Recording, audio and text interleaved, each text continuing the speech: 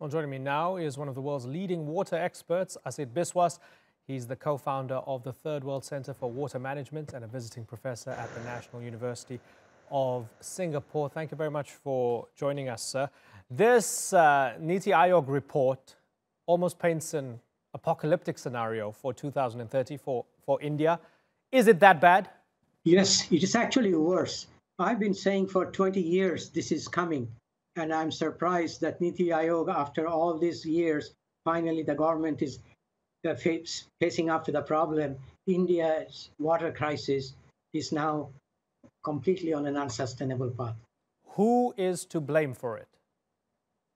There are several layers of problem, but the biggest problem is the lack of governance. And it's not the question of money, it's not the question of technology, but by how water is managed in the urban areas of India. And that is the biggest problem. Are they trying but failing, or are they not trying? To my knowledge, they have not even acknowledged the problem. Niti Aayog, it's a big report, but the real serious problems are not even noted there. And that is the sad part. And the way it is going, I think Niti Aayog is too optimistic that 15 years, that I think he will get the problem within the next 10 years, very serious problem. And I can forecast with 99% confidence that within the next 5 to 10 years, 10 major cities of India is going to have real serious water crisis like nothing they've seen before. Okay. And of course, a lot of these cities have populations exceeding the tens of millions. What would you recommend the authorities do in the short term, right now, immediately, to try and stem the tide? I mean, excuse that metaphor. It's the wrong metaphor, I guess. But what should they do? The first thing they should do is to take a look at how the city's water are being managed. In India, the average stay of the head of water utility in the megacities like Delhi, Mumbai, or Chennai is 18 to 24 months. They come from no knowledge of water, no knowledge of managing utility. And when they come, they try to find out what's the problem, knowing fully well they'll be living in 18 to 24 months. So what's happening is in a revolving chair, not only the head of the water utility, but the two layers behind that is the same. So the first thing they have to do is to make the water utilities a public autonomous corporation, find a headhunter, find the best person to run it, and give this person at least 5 to 6 years with definite benchmarks to reach so that he or she can run the utility on a long-term basis. Okay. If they do only this, I assure you, with 4 to 5 years, at least 50 to 60% of India's water problem will disappear. Okay. And very finally, because I am going to talk to a representative of the BJP and others after you, very finally, for those who say, come on, we have more than 1 billion people, climate change is real, there are all these variables and environmental factors out of our control, we're trying our best. What would you say? I would say that's a very good excuse, but if you look at it, none of these are valid.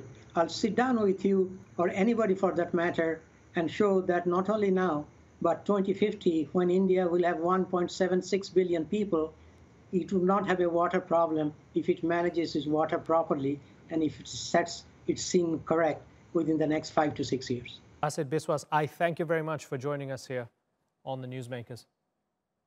Well, let's broaden out the discussion now. Joining us from Los Angeles is the spokesman for India's ruling BJP, Arun Kumar Gupta.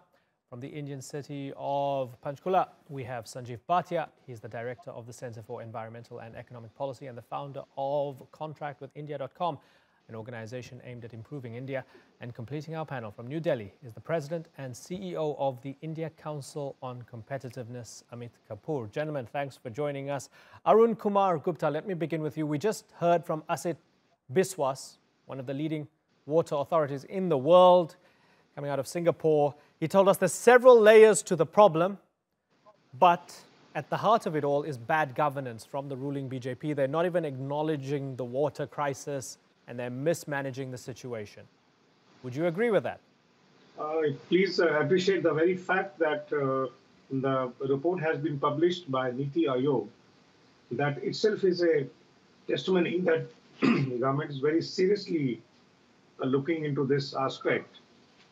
Now, as far as water shortage is concerned, please understand this is not a phenomenon which is happening in India. This is happening in so many other countries also, and in the United States also, in the state of California, and a lot of other places is happening. Now, issue is, in all these years, the successive governments have not taken this issue very seriously.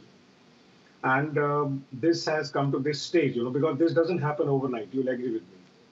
So this has come to this stage, and now a very conscious and a cautious call needs to be taken up as how to ensure that we don't go further down.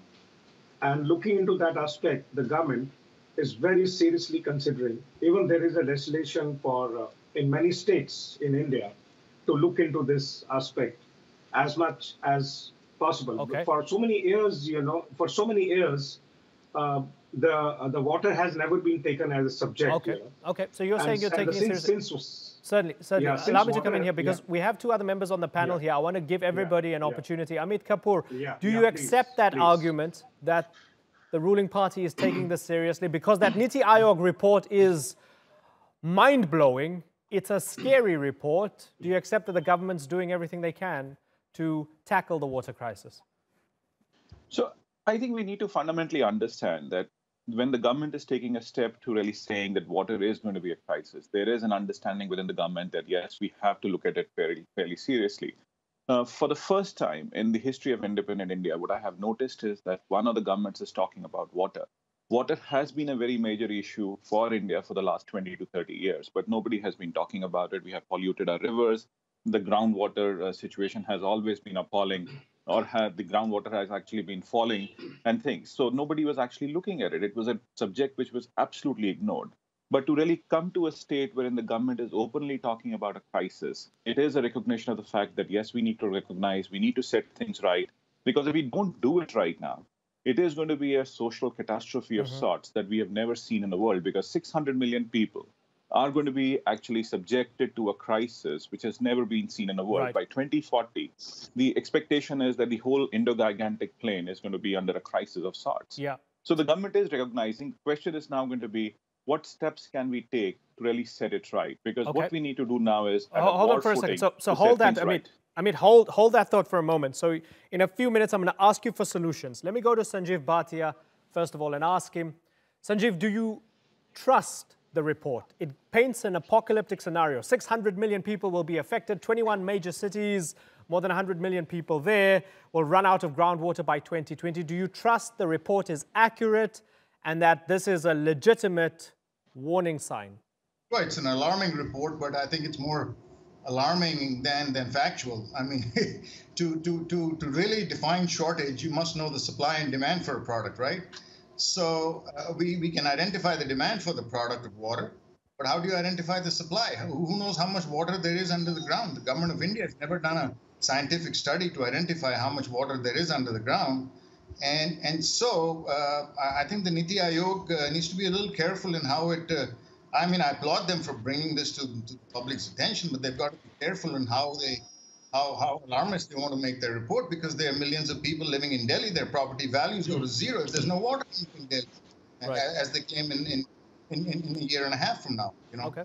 So just a second. Amit Kapoor, is the report too alarmist? I don't think so. It is an alarmist. It's a reflection of the reality that we are facing. They're actually just trying to tell that there is a crisis of sorts.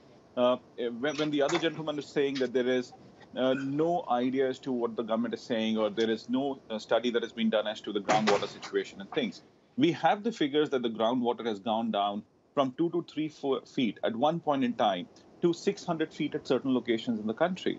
So that means that the groundwater is depleting. We have to really look at it. The climate change is causing huge sets of anxiety across the world and within the Indian context itself.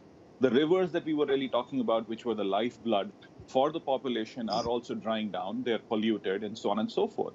So this is something which we need to face with a stark reality. If we don't do it right now, when? Because if we don't really say that this is a situation we face as public, as a nation. Because in this case, every one of us will have to take a step forward. It is not only the government, it is going to be a lot of us who will have to make an effort to set things right. Right. Let's go to the man from the ruling party, Arun Kumar Gupta. What's your plan? We are, as my friend panelists have also said, that government is doing its whatever has to be done as far as the water is concerned, but then we all citizens of the country really have to take a conscious call in terms of that, are we cautious enough to understand that the water is management is a science by itself, and we all have to learn to preserve and maintain as much as we as a human is possible to be done. So my point is very clear that water management is a science by itself, and cannot be done until the country as a whole really understands that if water does not exist, we do not exist. So it's a conscious call we really have to take. All of us have to take it. And what I was trying to talk about the point, the government for the first time they have, in all these years, 70 years, we really have tried to figure out that water is a very serious crisis which country is facing now. So we are doing all whatever best can be done to ensure that we are able to come out of this. We have good monsoons, we have good water, a lot of water goes waste. We really have to start conserving the water, start doing all those things which are required for tackling this situation. So water crisis, I'm convinced, if done in next 2, 3, 4 years, we'll be in a position to start taking up the water table up, and everything should be start looking good. Right. Sanjiv Bhatia, the fact that the head of Water Aid India made the point that the country's groundwater was heavily contaminated with chemicals linked to cancer, right? That suggests that it's not the ordinary person who is polluting the water. Perhaps these are people in power, these are corporations and so forth. Who do you hold to account when you have a lack of water on the one hand, and when people do have access to water, it's contaminated? Well, firstly, I think you need to get this very clear. We are not running out of water, okay? The Earth's hydrologic system is a closed system. Water evaporates, condenses, precipitates, and infiltrates. So the water is not gone anywhere. The water is still there, okay? The problem is that we are detracting from the real problem with these these Niti Aayog reports. And what my fear is that the government's going to start putting money in the wrong place and coming out with schemes, whereas water doesn't disappear, okay? Like, if you let it run all the time, the water is going to go down, but it's not disappeared. It's gone down the drain. It's become wastewater. Okay. The water is not disappearing. Okay, the water is not disappearing. Amit Kapoor, does the man make a good point that the government, rather than creating schemes, needs to be smart about this? Oh, yes, I would fundamentally agree that we have to be smart about this crisis. We have to solve, in terms of, like, say, one of the solutions was given is that we need to have a very clear, what I call desalination set of plants and so on and so forth. Yes, but I think we have to also understand that this crisis that we are facing is also very effectively man-made. And when I say man-made, it means it is about industrialists who have polluted the water source. There are issues to that. The open defecation problem has created a problem that we see in the country. The last but not the least is how the agriculturists have actually done work in this country. In fact, we are a very unique set of people. We will create property rights on a lot of things around in the country or whatever we actually have. So we create a unique property right on saying, oh, we can extract water from the ground, we can be irresponsible, we can let the water flow, we'll not let it clean, and so on and so forth. We have to change all this. But yes, rather than schemes, I think we have to really look at it. Infrastructural issues, we have to solve the problem. How do we really make sure that people do not drain water in the pipes and things, or wastewater, and so on and so forth? That is what we will have to do.